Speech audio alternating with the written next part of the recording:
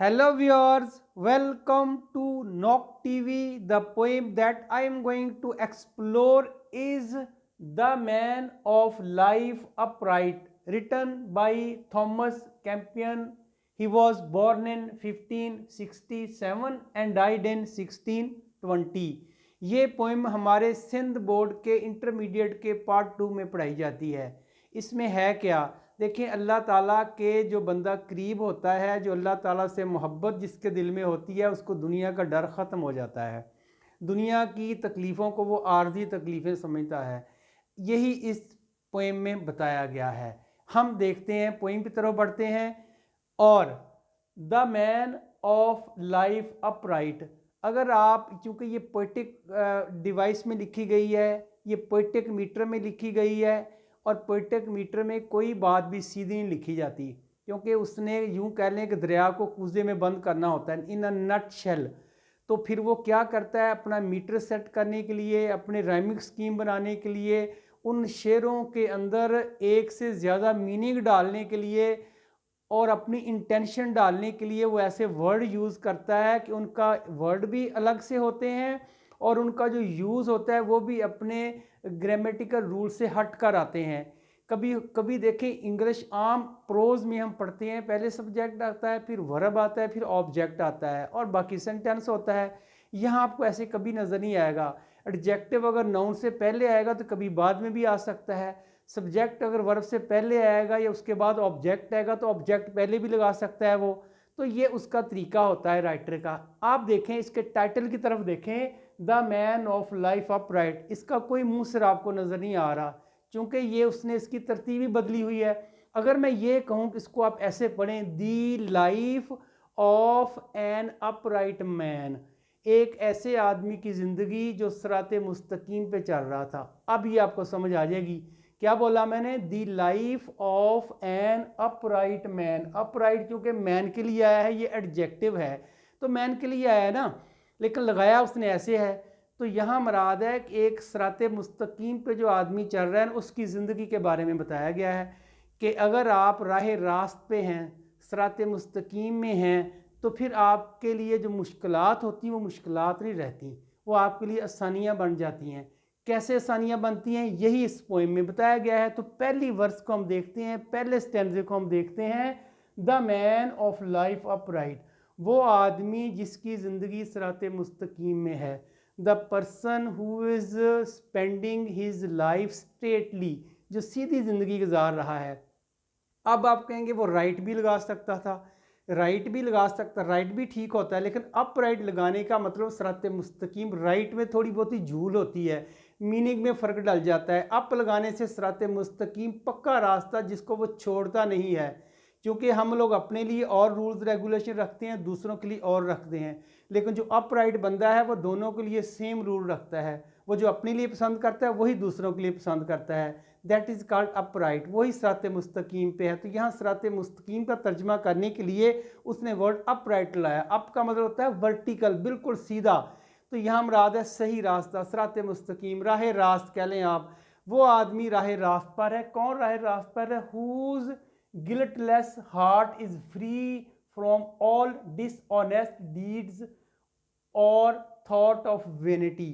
Clear लाइनें हैं बेटे, लेकिन लाइनें क्लियर होने के बावजूद आपको पता नहीं चलना ये क्या कहना चाह रहा है, क्योंकि मीनिंग इन्फर करना पड़ते हैं, राइटर की इंटेंशन जानना पड़ती है। यहाँ भी आप देखें, आपको ऐसा ही नजर आएगा, हुज गिल्टनेस। गिल्टी क्या होता है? कहते हैं आई एम फीलिंग गिल्टी में, गिल्टी कसूरवार, फॉल्टी, जिसके अंदर कोई नुक्स हो, खराबी हो।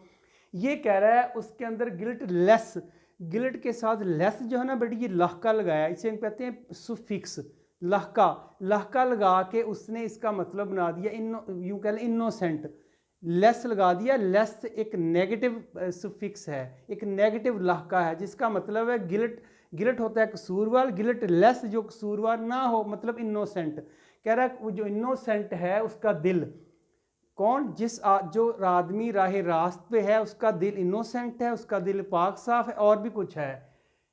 From all dishonest deed. Deed कहते हैं जो हम काम करते हैं, हमारे करतूत, हमारे अमाल जो हम करते हैं, जो अल्लाह के जो फरिश्ते हैं वो अपनी बुक में लिखते हैं कि तू नेकियां की हैं कि बुराइयां की हैं, दैट इज़ कॉल्ड डीड। लेकिन अगर वो डिसऑनेस्ट हैं तो वो ऑनेस्ट है, डिसऑनेस्ट नहीं है। उसने यही कहा है फ्रॉम ऑल डिसऑनेस्ट डीड। उसके जो ख्यालात हैं, उसके जो अमाल हैं वो बेईमानी पे मबनी नहीं है, वो डिसऑनेस्ट नहीं है। ऊपर कह दिया उसने, और थॉट ऑफ वैनिटी, या उसके अंदर घमंड नहीं पाया जाता, वो घमंडी ख्यालात का नहीं है, यानी कि बातिल ख्यालात नहीं रखता। यानी ऐसा आदमी जिसके ख्यालात बातिल भी नहीं होते, और ऐसा आदमी जिसके अमाल जो हैं वो पक्के और सच्चे और खरे होते हैं। और कहता है जिसका दिल जो है ना वो इनोसेंट होता है, वो कहता है इज़ फ्री, वो इस सारों चीज़ों से फ्री होता है। कौन फ्री होता है? जो सिरात मुस्तकीम पे होता है। यानी जो आदमी सिरात मुस्तकीम पे होता है, अपराइट होता है, वो ये तीनों चीज़ों से पाक होता है। क्या क्या? एक तो गिल्टी नहीं होता, वो इनोसेंट होता है। दूसरा वो डिसऑनेस्ट नहीं होता, ऑनेस्ट होता है। तीसरा वैनिटी नहीं होता, उसके अंदर जो है ना हम्बलनेस पाई जाती है, हम्बली होता है वो। तीन चीज़ें आई हैं बेटे पहले स्टैंडे में। तो अगर आप ओवरऑल इसका तर्जमा करूँ मैं तो ये बनेगा, वो आदमी जो राह रास्त पर है, जिसका दिल गुनाहों से, बददियानत कामों से और घमंडी ख्यालात से पाक है। क्लियर? नेक्स्ट स्टैंडे की तरफ बढ़ते हैं। That is the man whose silent days. बेटे साइलेंट डेज क्या होते हैं? खामोश दिन। दिन भी कभी खामोश होते हैं। मतलब ये है कि बेटे जिसकी ज़ुबान खामोश हो, ज़ुबान से मुराद है जिसकी ज़ुबान से दूसरों को तकलीफ़ ना पहुँचे, क्योंकि यही रसूल करीम सल्लल्लाहु अलैहि वसल्लम ने फरमाया कि तुम्हारे हाथ और ज़ुबान से किसी को तकलीफ़ नहीं पहुंचनी चाहिए। वो कह रहा है उसके दिन गुजरते हैं लेकिन साइलेंटली गुजरते हैं। इसका ये मतलब नहीं है कि वो चुप करके बैठा रहता है, इसका ये मतलब है उसकी ज़ुबान बुरे कामों के लिए नहीं खुलती।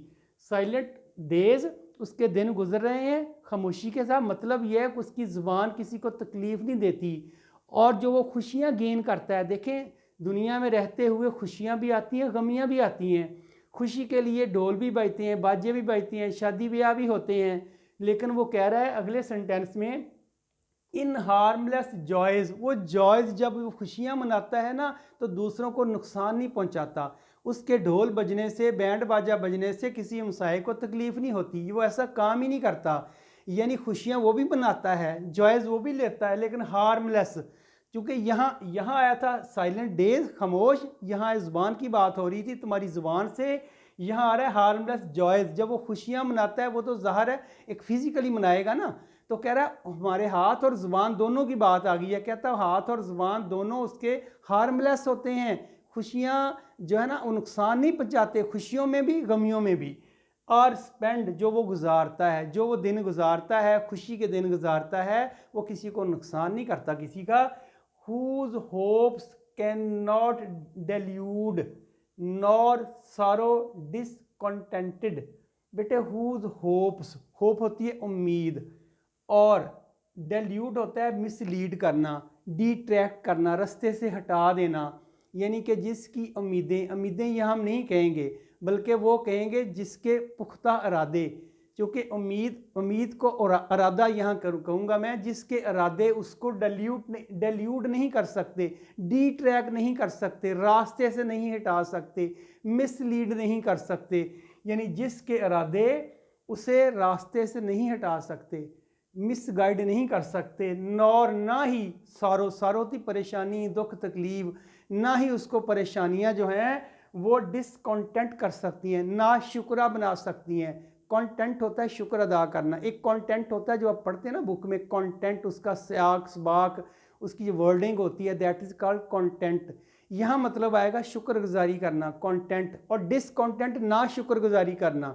डिस उसने यहाँ साबका लगाया है, प्रीफिक्स लगाया है। यहाँ प्रीफिक्स और सुफिक्स काफ़ी यूज़ हुए हैं, मैंने अलग से लिखे भी हैं, मैं आपको बता भी दूंगा। यहाँ डिस जो है ये बेटे प्रीफिक्स है, साबका है। कंटेंट जो है एक वर्ड है, शुक्र, और डिसकंटेंट ना शुक्री। यानी कि जो उस पर गम आते हैं ना, गम थोड़ा सा हम पे तकलीफ़ आती है तो हम लोग शिकवा करने बैठ जाते हैं अल्लाह ताला से। अल्लाह ताला कहते हैं तुम शुक्र अदा करोगे मैं तुम्हें और दूंगा, लेकिन हम ऐसा नहीं करते। हम ना शुक्रे बन जाते हैं जब कोई परेशानी आती है। शायर कह रहा है कि नौर ना ही उसके इरादे जो हैं, उसके पुख्ता इरादे जो हैं उसको राह से नहीं हटा सकते। जो वो सोच लेता है, he is confirm about his feeling, वो जो सोच लेता है वो कर गुजरता है। और ना ही उसको जो गम आते हैं वो उसको नाशुक्रा बनाते हैं। गम और दूसरा उसने कहा था उम्मीदें या पक्के इरादे उसको रास्ते से हटा नहीं सकते, डी ट्रैक नहीं कर सकते। ये था बेटे दूसरा। अगर दूसरे का सारे का तर्जमा करें दूसरे में क्या लिखा हो, तो दूसरे में ये लिखा हुआ है, वो आदमी राह रास्त पे है कौन, जिसकी ज़ुबान और हाथ से दूसरों को नुकसान ना पहुँचे। इसका पुख्ता इरादे उसे बहका नहीं सकते और परेशानियां या गम उसे नाशुक्रा नहीं बना सकते। तीसरे स्टैंडे की तरफ बढ़ते हैं, that is the man needs. फिर उसी की बात हो रही, दी मैन, वो आदमी जो सिराते मुस्तकीम में है, नीड्स उसको ज़रूरत है, नाइदर टावर्स, किसी टावर की ज़रूरत नहीं होती। देखो फिर मैंने कहा था ना, टावर का मतलब टावर थोड़ी होगा यहाँ, और तो उसने टावर्स भी लगाया है।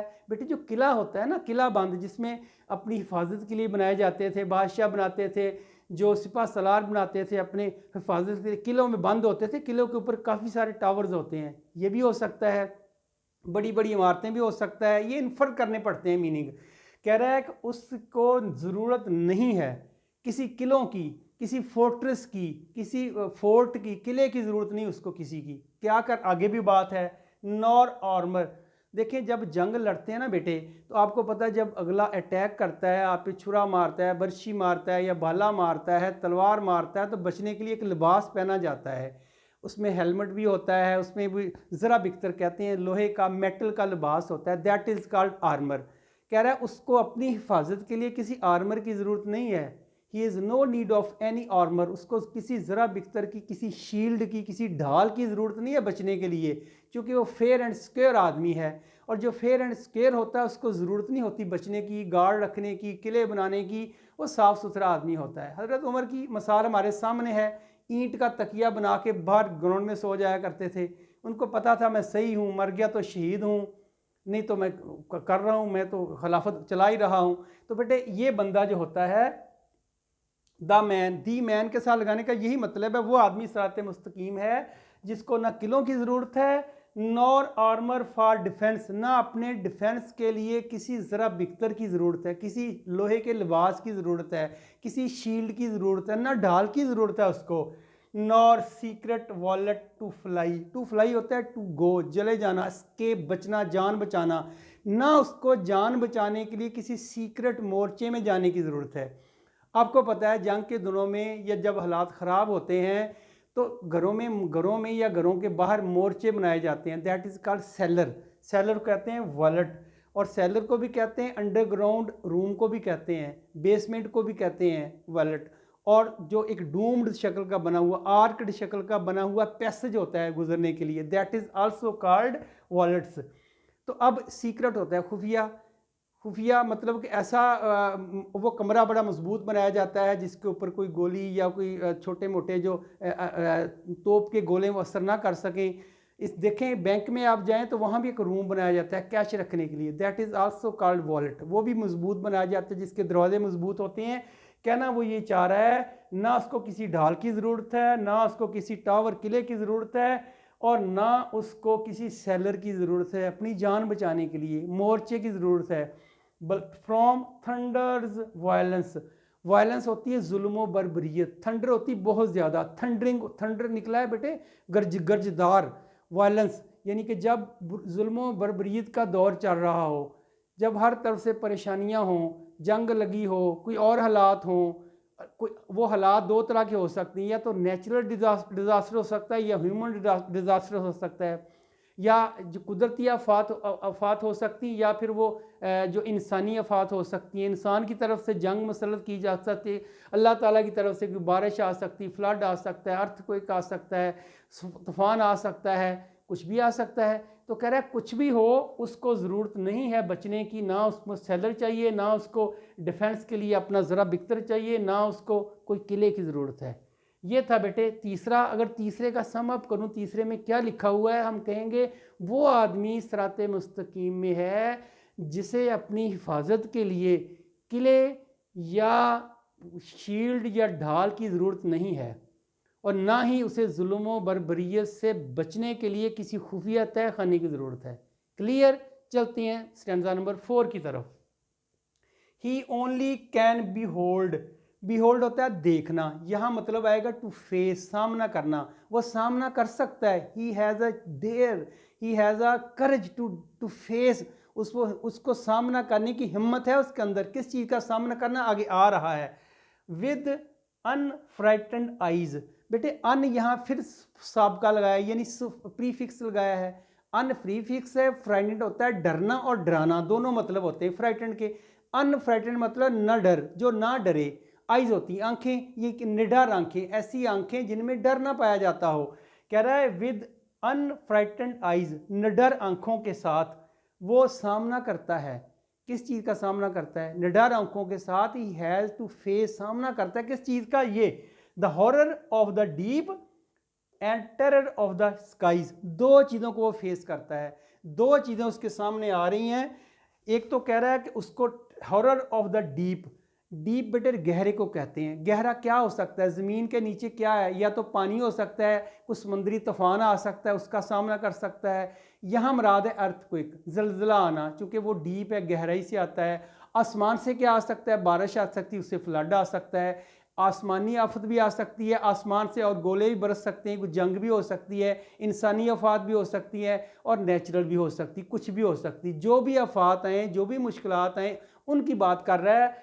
तो हॉरर और टेरर दोनों जो है ना सिनोनीम्स हैं बेटे, फ़र्क है इनमें मामूली सा। एक हॉरर होता है कि ऐसा डर जो आपको पता ना, अनजाना डर, किसी गोश्त का डर, जिन भूत का डर, वो आपको नज़र नहीं आता।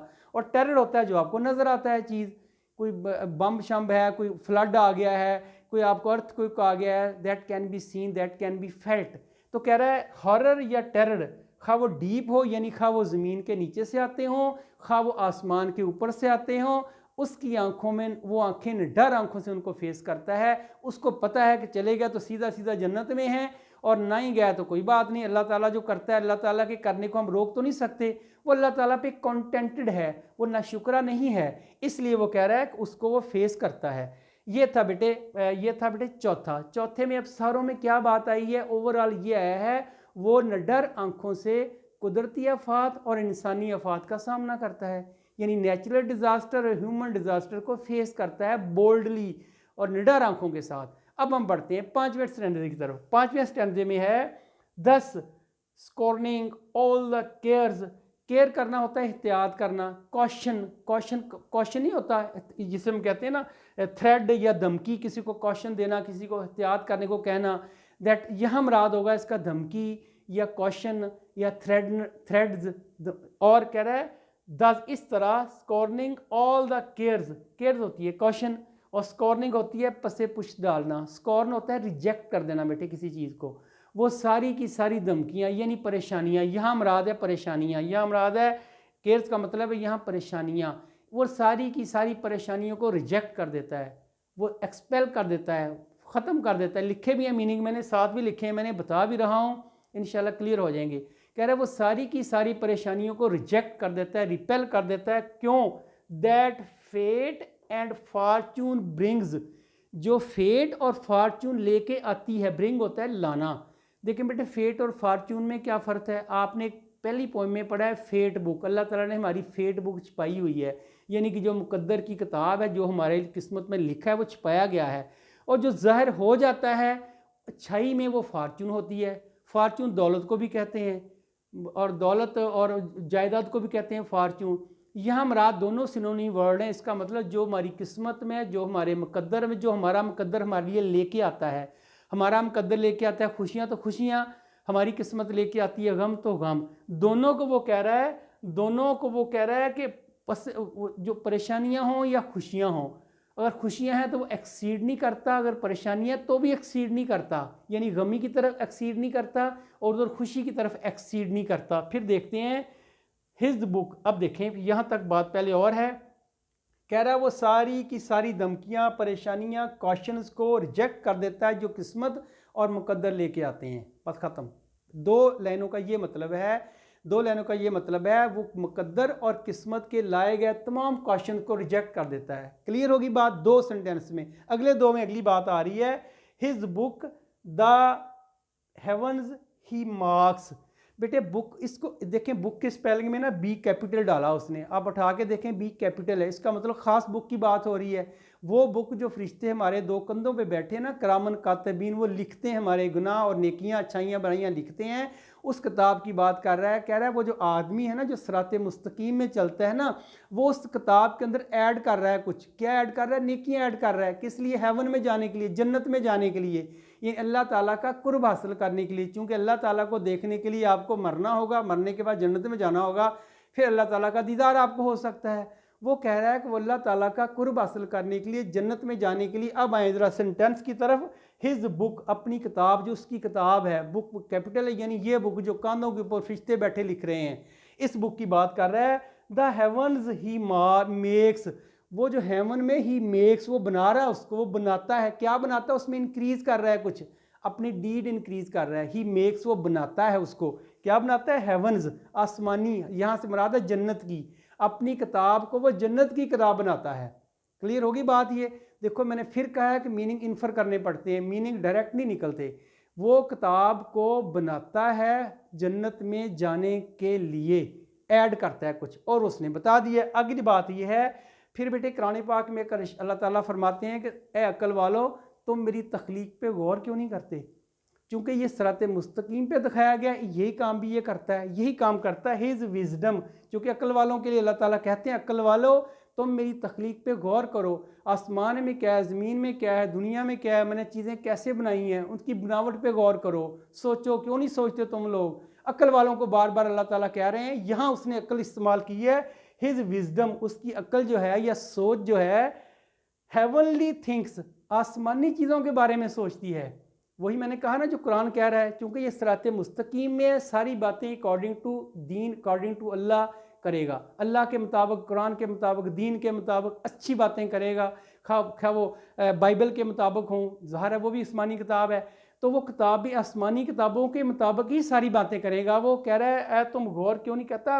ये गौर करता है, ये अपनी जो सोच है हेवनली थिंग्स, आसमानी चीज़ों के ऊपर फोकस करता है, आसमानी चीज़ों के बारे में ये सोचता है। ये था बेटे पांचवा स्टैंजा। पांचवें स्टैंजे में ओवरऑल क्या बताया गया? ये बताया गया है वो मुकद्दर और किस्मत के लाए गए तमाम क्वेश्चंस को रिजेक्ट कर देता है और अपनी नेकियों को बढ़ाता है और तख्लीक खुदा या तख्लीक कायनात पर गौर करता है। ये था पांचवा स्टैंजा। अब हम बढ़ रहे हैं लास्ट स्टैंजे की तरफ, that is six stanza. Good thoughts, अच्छे ख्यालात, हिज श्योरेस्ट फ्रेंड, श्योर होता है यकीनी, पक्के, और श्योरेस्ट उसने एडजेक्टिव लगा दिया, तीसरी डिग्री लगा दी, श्योरेस्ट फ्रेंड, पक्के दोस्त हैं उसके। कौन? अच्छे ख्यालात। बेटे अच्छे ख्यालात आपके साथ होते हैं, वो आपको मशवरा अच्छा ही देते हैं, सोच अच्छी होती है, पॉजिटिव होती है। यही वो कह रहा है, अच्छे ख्यालात उसके पक्के दोस्त हैं। और भी कुछ है, his wealth is well spend as, कहते हैं ना कि इंसान ने ज़िंदगी में क्या कमाया, वेल्थ होती है, दौलत होती है। कह रहा है उसने जो कमाया वो ये है कि जो उसने ज़िंदगी गुजारी है ना, उसके जाने के बाद लोग उसको क्या समझते हैं, वो उसने कमाया है, वो उसकी दौलत है। यही बात है, उसकी दौलत वो है जैसी ज़िंदगी उसने गुजारी है। यहाँ देखें दोबारा, his wealth a well spend as, as कहते हैं ज़िंदगी, जो ज़िंदगी गुजारी, वेल स्पेंट, वेल स्पेंड जो अच्छी गुजारी, स्पेंट गुजारना होता है, वेल अच्छी होता है, जो उसने अच्छी ज़िंदगी गुजारी वही उसकी दौलत है। उसको कहता है यही मेरा सरमाया है, मेरे मरने के बाद लोग मुझे कह देंगे ये अच्छा है, तो कह रहा है मेरी कीमत वापस आ गई, यानी यही मेरा ज़िंदगी का सरमाया है। अब आगे चलते हैं। The earth his sober in, sober होती पुरस्कून जगह। देखें बेटे, कहते हैं ना कि जो life is not a bed of roses, ज़िंदगी फूलों की सेज नहीं है। लेकिन जो सिराते मुस्तकीम पे लोग होते हैं, जो ऐसे लोग होते हैं, वो कह रहा है उनके लिए पुरस्कून ही होती है, क्योंकि उनकी जो डिमांड होती है अल्लाह ताला से, उनकी जो विशेज़ होती हैं वो वेरी लिमिटेड होती हैं। यही बंदा सिराते मुस्तकीम पे है। तो कह रहा है उसकी जो अर्थ ज़मीन पे, हिज सोबर इन, इन कहते हैं बेटे सराय को। आपको ये पता है कि पहले कारवान चलते थे ऊँटों की शक्ल में, पैदल, घोड़ों पे, गधों पे, ऊँटों पे सफ़र करते थे। तो तकरीबन हर 30 किलोमीटर के बाद एक सराय बनाई जाती थी जहाँ वो ऊँटों वाले रुकते थे। वहाँ एक छोटा सा बाज़ार भी लगाया जाता था, उनके घास का भी इंतज़ाम किया जाता था, ऊँटों के घोड़ों के उनके रहने का भी इंतज़ाम होता था। वो सराय में आर्जी रुकते थे 1 रात या 2 रात, वहाँ अपने ज़रूरत की चीज़ें खरीदते थे। बाज़ार लगता था एक हानली बाज़ार, ऐसा आपने पढ़ा था एक ड्रामे में, हानली बाज़ार भी है और बाज़ार भी कश्मीरी बाज़ार है, राजा बाज़ार है, बाज़ार के नाम रखे होते हैं। तो उनमें कह रहा है वो आर्जी होती बेटे, इन सराय कहते हैं, जहाँ रुकते हैं, फिर 1-2 दिन रुकने के बाद अगले चले जाते हैं, दूसरे मुसाफिर आ जाते हैं। इस दुनिया को उसने एक सराय कहा है, सराय भी पुरस्कून कहा है, आर्जी ठिकाना कह लें आप। कह रहा है कि उसकी ये जो ज़मीन है ना, उसके लिए एक आर्जी ठिकाना है। और साथ साथ है एंड क्वाइट पिलग्रिमेज। बेटे पिलग्रिमेज होता है हज करना, लेकिन यहाँ हज करना नहीं आएगा। देखें, इस्लाम के जो 5 रकान है ना, अल्लाह ताला पे ईमान जब कहते हैं कि हम कहते हैं नमाज, रोज़ा, हज, ज़कात, इसमें हज जो है सबसे महंगा है। हज सबसे महंगा है, इसलिए उसने हज को ही कोट कर दिया यहाँ। और सबसे महंगा काम करने के बाद, यानी कि ख़र्चा करने के बाद, वो कहता है साइलेंट रहता है, क्वाइट रहता है, खामोश रहता है, यानी कि अपनी नेकियों का प्रचार नहीं करता, वो शो अप नहीं कराता। किसी गरीब को अगर सदका देता है, किसी की अगर सखावत करता है, चैरिटी देता है, वो भी वो जो है ना दिखाता नहीं, ना उनकी तस्वीरें बनाता है, ना उनको साथ मिलाता है कि देखो मैं ये काम क्या कर रहा हूँ। वो साइलेंटली सारे काम कर रहा है, क्वाइटली कर रहा है, खामोशी के साथ कर रहा है। तो पिलग्रिमेज का मतलब यहाँ इबादत 2 तरह की होती है। मैंने आपको कहा ना, एक नमाज, रोज़ा, हज, ज़कात है, दूसरी इबादत है कि जिसे कहते हैं मामलात, लोगों के साथ डीलिंग करना, लोगों के साथ नेकी के साथ पेश आना, चैरिटी करना, किसी को देना, मदद करना, बहन भाई की मदद करना, गरीब की मदद करना, ये सारे काम वो करता है। लेकिन करता कैसे है? क्वाइटली करता है। क्वाइट होता है खामोश। एक दूसरा क्वाइट होता है, स्पेलिंग और होते हैं, लिखा भी है मैंने, बताऊंगा नहीं क्योंकि वीडियो लेंथी हो जाती है। तो इस क्वाइट का बता दिया, खामोश। कह रहा है वो सारे काम ये खामोशी से करता है, वो दिखावा नहीं करता। अब सारे का तर्जमा ये हो गया, इस जो है वो 6 नंबर का सारे का तर्जमा ये हो गया, उसकी अच्छी गुजरी ज़िंदगी उसका सरमाया है, यही वो कह रहा है। और अच्छे ख्यालात यकीनी पक्के दोस्त हैं उसके। फिर वो कह रहा है ज़मीन को पुरस्कून आर्जी ठिकाना समझता है। वो ये नहीं समझता कि मैंने यहाँ हमेशा रहना है, और नेकियों का प्रचार नहीं करता वो। यानी दूसरे लफ्ज़ों में ये कहेंगे, नेकी कर दरिया में डाल। तो ये बंदा बेटे सिराते मुस्तकीम में है, जो सारी बातों पे अमल करता है। अब मैंने आपसे कहा था, मैं एंड पे आपको बताऊंगा कि वर्ड के साथ जब सुफिक्स लगता है या प्रीफिक्स लगता है, यहाँ जो वर्ड यूज़ हुए हैं वो आपको बता देता हूँ मैं। एक लगा है गिलट लेस, यहाँ लेस जो है ना बेटे की लाका है, इसे हम कहते हैं सुफिक्स। और यहाँ अप राइट, अप जो है यहाँ प्रीफिक्स है, साबका है, शुरू में लगता है। यहाँ डिसऑनेस्ट, ऑनेस्ट वर्ड है, डिस नेगेटिव जो है ना प्रीफिक्स है, नेगेटिव साबका है, डिसऑनेस्ट। तो हार्मलेस, लेस यहाँ लहका लगा है, यानी सुफिक्स लगाया गया है। यहाँ डिसकॉन्टेंट, डिस यहाँ साबका लगाया गया है, प्रीफिक्स लगाया गया है। और अनफ्राइटेंड, अन यहाँ साबका लगाया गया यानी प्रीफिक्स लगाया गया। ये बेटे प्रीफिक्सेस थे और सुफिक्सेस थे। तो इसके साथ ही वीडियो ख़त्म होती है। Thank you very much.